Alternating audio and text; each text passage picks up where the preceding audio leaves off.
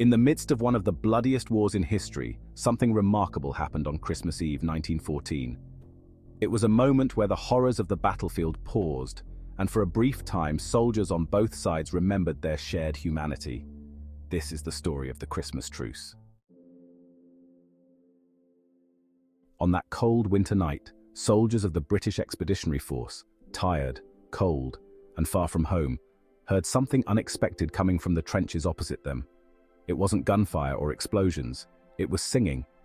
German troops had begun singing Christmas carols, and the sound echoed across no man's land. They even lit lanterns and had small Christmas trees, bringing a sense of warmth to a scene otherwise dominated by destruction. As the British soldiers listened, some began to join in. Messages were shouted across the trenches, simple greetings at first, then something more profound. Imagine, for a moment, how surreal that must have been. Men who had spent weeks trying to kill each other now, exchanging words of peace. By the next morning, Christmas Day, something incredible happened. Soldiers from both sides cautiously climbed out of their trenches and met in no man's land. They shook hands, exchanged small gifts, things like cigarettes, chocolate or buttons, and took photographs. Some even worked together to bury the dead, honoring those who had fallen.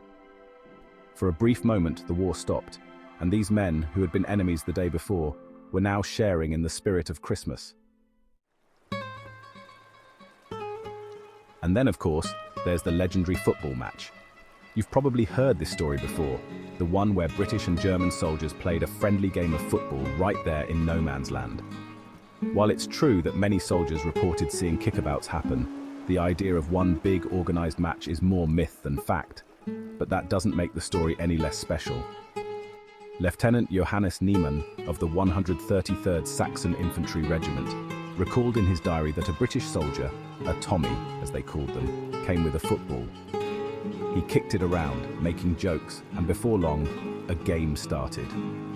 Niemann claimed the Germans won 3-2, and who knows, maybe they did. But it's more likely that smaller, spontaneous games were happening all along the front. Sadly, the Christmas truce was not universal. In some parts of the front, fighting continued, and there were casualties on Christmas Day. Many officers weren't happy about the truce, fearing it would weaken their soldiers' fighting spirit. After 1914, the high commands on both sides did their best to prevent anything like it from happening again.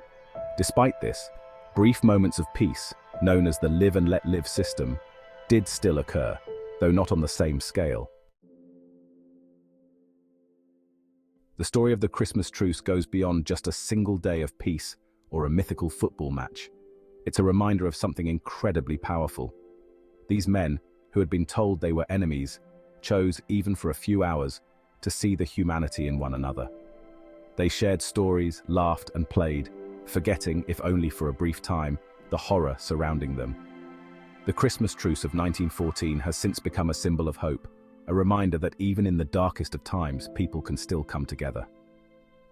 The true power of this story isn't in the details of whether the football match really ended 3-2 or if every soldier took part.